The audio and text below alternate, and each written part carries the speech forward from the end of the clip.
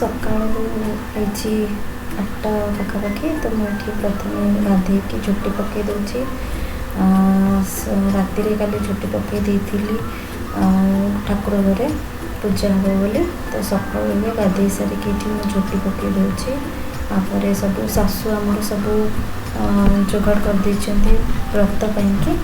ତ ମୋତେ ଆକ୍ଚୁଆଲି ବେଶୀ କିଛି ଆସେନି। ତ ମୁଁ ପ୍ରଥମ ଥର ଏବେ ସୁଦଶା ବ୍ରତ ଏଇ ଶାଶୁ ଘରେ କରିବି। ତ ସେଥିପାଇଁକି ସବୁ ପ୍ରିପାରେସନ୍ ଶାଶୁ ଆମର କରିଛନ୍ତି, ମୁଁ ଖାଲି ଟିକେ ହେଲ୍ପ କରୁଛି।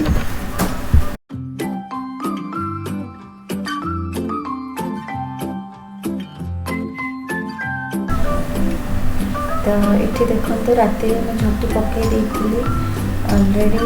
ଶାଶୁ ଆମର ସବୁ ଠାକୁର ପୁରା ସଜେଇ ଦେଇଛନ୍ତି। ଏଇଟା ଲକ୍ଷ୍ମୀ ମାଙ୍କର ବ୍ରତ କରାଯାଏ, ସୁଦଶା ବ୍ରତ। ତ ମୁଁ ଜାଣିନଥିଲି, ମଣ୍ଡା ପିଠା ଭୋଗ ହୁଏ, କିନ୍ତୁ ମୋ ଶାଶୁଙ୍କ ଦେହ ବହୁତ ଖରାପ ଥିଲା, କୋଭିଡ଼ ହେଇଯାଇଥିଲା। ତ ସେଥିପାଇଁକି ମଣ୍ଡା ପିଠା ଆଉ ନ କରିକି ଆମେ ସେମିତି ଭୋଗ କରିଦେଉଛୁ, ଖାଲି ଛେନା, ନଡ଼ିଆ, ଗୁଡ଼, କଦଳୀରେ। ତ ଏଠି ଆମ ଶାଶୁ ଏବେ ଚଉରାରେ ପାଣି ଦେଉଛନ୍ତି, ଚଉରାରେ ଭୋଗ କରୁଛନ୍ତି। ତାପରେ ପୂଜା କରିବେ। ପୂଜା ହେଇସାରିଲା ପରେ ଯାଇକି ବ୍ରତଟା ବିନ୍ଧାଯିବ। ତ ଏଇ ବ୍ରତର ବହୁତ କିଛି ବିଧି ଅଛି, ଆଉ ଏଇଟା ଭଲ ମାସରେ ହିଁ କରିବାକୁ ପଡ଼େ। ଆଉ ଏଇଟା ମାଘ ମାସରେ ପଡ଼ୁଛି। ତ ଏଇଟା ଯେଉଁମାନେ ନୂଆ ସୁଦଶା ବ୍ରତ କରୁଥିବେ ସେମାନେ ଏଇ ମାସରେ କିନ୍ତୁ କରିପାରିବେନି। ତ ଏଇଠି ଦେଖନ୍ତୁ କେତେ ଝୋଟି ମୁଁ ସବୁ ଏଇ ସକାଳୁ ପକାଇଛି, ଶୁଖିବି ନାହିଁ। ତ ଶୁଖିବାକୁ ଟିକେ ଟାଇମ୍ ଲାଗିବ। ମୋତେ ଯେମିତି ଝୋଟି ବି ପକାଇ ଆସେନି ଭଲସେ, ଯାହା ଯେମିତି ଆସିଲେ ସେମିତି ମୁଁ ପକାଇ ଦେଇଛି। ଶାଶୁ କହିଲେ ବହୁତ ଭଲ ହେଇଛି। ତ ଫାର୍ଷ୍ଟ ଟାଇମ୍ ମୁଁ ଝୋଟି ଏମିତି ପକାଇଛି।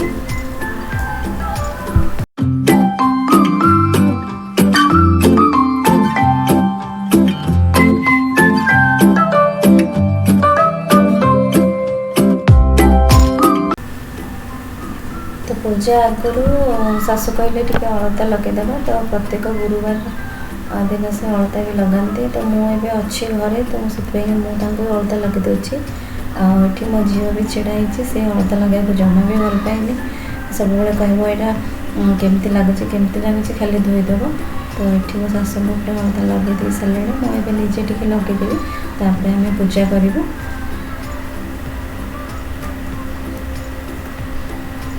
ମୋ ଝିଅ ଖାଲି ଅସ୍ତବ୍ୟସ୍ତ ହେଇଗଲେଣି ପୂଜା ଦେଖିବ ବୋଲି। ଅଳତା ଲଗା ସରିଲେ ଆମେ ପୂଜା କରିବାକୁ ଯିବୁ। ପୂଜା ହେଇସାରିବ, ତାପରେ ବ୍ରତ ଲଗାଇବି।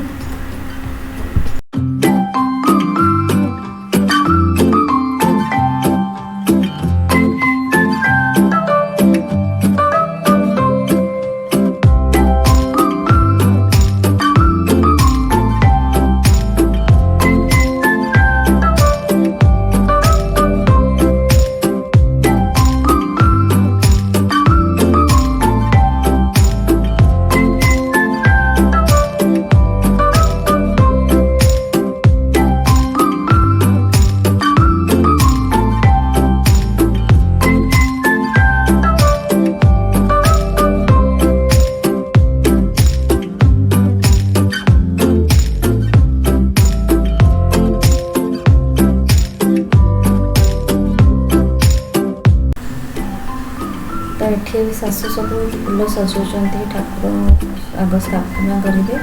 ତ ଏଠି ଆମ ଘରେ ମୂର୍ତ୍ତିରେ ଠାକୁରଙ୍କୁ ପୂଜା କରାଯାଏନି, ସେମିତି ଗୋଟେ ପିଢ଼ା ରଖିକି ତାପରେ ଗୋଟେ କପଡ଼ା ରଖିକି ସେଇକୁ ପୂଜା କରାଯାଏ, ଯେଉଁଟାକି ପୁରା ସୁନ୍ଦର ଭାବରେ ସଜା ହେଇକି ପୂଜା କରାଯାଏ। ଏଠି ସକାଳୁ ଆମ ଶାଶୁ ଉଠିକି ଆଗ ଠାକୁର ପୂଜା କରିସାରିଛନ୍ତି। ଏବେ ଦେଖନ୍ତୁ କେତେ ସୁନ୍ଦର ଭାବରେ ସଜେଇକି ସବୁ ଫୁଲ ରଖୁଛନ୍ତି। ଆଉ ସେ ବହୁତ ମାନେ ପୂଜା ବହୁତ ବେଶୀ କରନ୍ତି, ବହୁତ ଓଷା କରନ୍ତି। ଏବେ ଯେହେତୁ ତାଙ୍କ ଦେହ ବହୁତ ଖରାପ ହେଇଯାଇଥିଲା, ତାଙ୍କୁ କୋଭିଡ଼ ହେଇଯାଇଥିଲା। ତ ଏବେ ରିସେଣ୍ଟଲି 2-3 ମାସ ହେବ ମାନେ ବହୁତ ୱିକ୍ ହେଇଯାଇଥିଲେ। ତ ଏବେ ଧୀରେ ଧୀରେ ଭଲ ହେଇଛନ୍ତି। ତ ସେଥିପାଇଁକି ଯାହା ଯେମିତି ସେମିତି ହିଁ ସବୁ ପୂଜା କରାହେଉଛି। ଏଠି ସବୁ ବ୍ରତ ସବୁ ସଜାଡ଼ିକି ସେ ରଖିଦେଇଛନ୍ତି ଅଲରେଡ଼ି ରାତିରୁ। ଏଇ ବ୍ରତରେ ଗୋଟେ ଶାଶୁ ମୋତେ କହିଲେ କି ଏଇ ବ୍ରତରେ ଯେଉଁ ବ୍ରତରେ ତ 10ଟା ଗଣ୍ଠି ପଡ଼ିବ, ସେଥିରେ ପ୍ରତ୍ୟେକ ବ୍ରତ ପାଇଁକି 10ଟା ବରକୋଳି ପତ୍ର, 10ଟା ଦୁବ ପତ୍ର ଆଉ 10ଟା ଅରୁଆ ଚାଉଳ ହିଁ ରଖାଯାଏ। ଏମିତି ବହୁତ କିଛି ଅଛି ये व्रतरे विधि जहाँ जी मुझे शुणी से ये वीडियो आपको देखा आपको देखते कमेंट करके निश्चिंत कहबे केमती लगला वीडियो।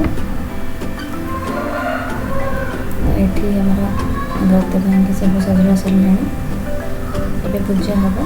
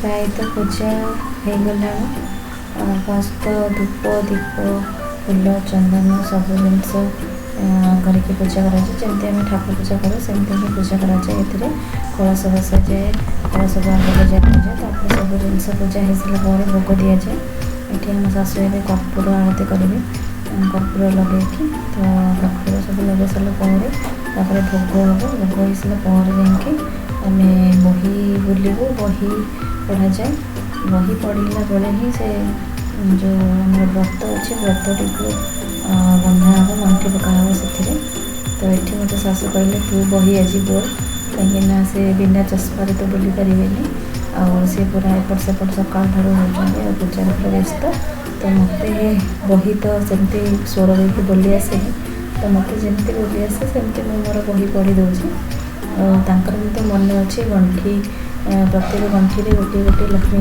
ना कहते तो प्रत्येक गंठी से प्रत्येक ना कही से गंठी पकाउं आठी भोग हो सारा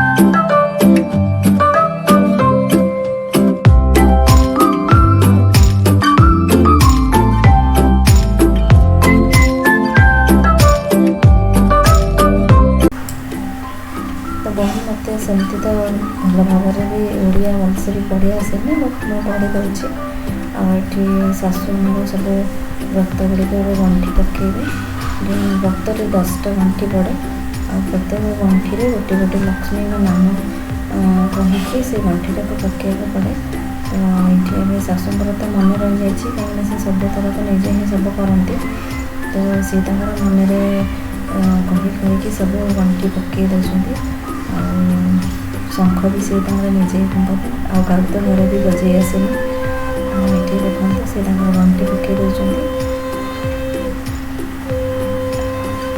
10टा गंठी गणी गणिकी पका जाए और जो 10टा दुब बिहादे बंधा 10टा बरकोली पत्र आ 10टा अरुआ चाउल गोटा अरुआ चाउल ही दायित्व रही भंगा रही ताकू भी भितर बंधा हो डाण हाथ में या बंधा जा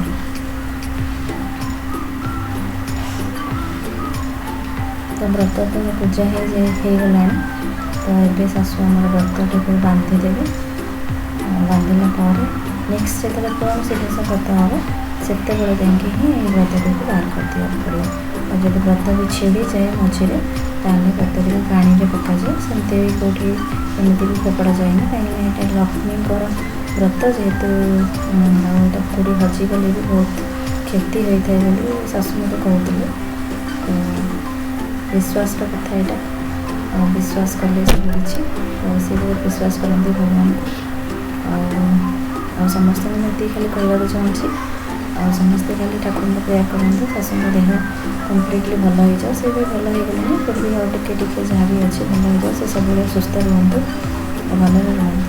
ଏବେ ଶାଶୁ ଆମର ବ୍ରତଟିକୁ ସେ ଯେଉଁ ଦୁବ ବରକୋଳି ପତ୍ର ବର ଚାଉଳ ସବୁକୁ ଗଣ୍ଠି ପକାଇକି ତାପରେ ବାନ୍ଧୁଛନ୍ତି, ଯେଉଁଟାକି ହାତରେ ସେ ବାନ୍ଧିବେ। ବାନ୍ଧି ସାରିଲା ପରେ ପୂଜା ସରିଯିବ।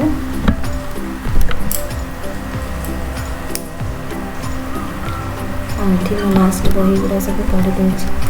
ପଢ଼ି ସାରିଲା ପରେ ନମସ୍କାର କରିକି ବ୍ରତ ପୂଜା ସରିଲା ପରେ ନମସ୍କାର କରିକି ଆମେ ଏତିକିରେ ଏଇ ଭିଡ଼ିଓଟିକୁ ଏଇଠି ମୁଁ ରହୁଛି। ଆଉ ହୋପଫୁଲି ଆପଣଙ୍କୁ ବହୁତ ଭଲ ଲାଗିବ ଭିଡ଼ିଓଟି। ଏଇଟା ମୋର ପ୍ରଥମ ମୋ ନିଜର ବ୍ଲଗ୍ ଆଉ ନିଜର ଭିଡ଼ିଓ ମୁଁ କରିଛି। ତ ପ୍ଲିଜ୍ କମେଣ୍ଟ କରିକି ସେୟାର କରିବେ, ନିହାତି ଜଣେଇବେ କେମିତି ଲାଗିଲା ଭିଡ଼ିଓଟି। Thank you so much.